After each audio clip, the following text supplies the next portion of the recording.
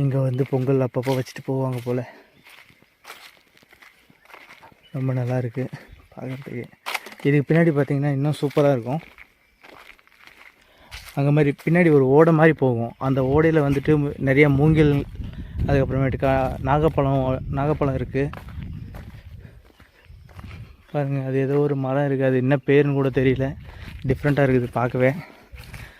கரும்பு மாதிரி இருக்குது சோக்கை. ஐயோ, கரும்பு கூட இல்லைங்க, அது ஏதோ அந்த ரம்ப மாதிரி இருக்குது அந்த இலைங்கெல்லாம். பார்க்கவே பயமாக இருக்குது. உள்ளே யாரோ வாழ்கிற மாதிரியே இருக்குதுங்க. பாப்பா இங்கே பாருங்கள் இலை எப்படி இருக்குன்னுட்டு பாருங்கள். திடீர்னு ஏன்னா உள்ளேருந்து வந்துட்டோம் அள்ளு விட்ருங்க.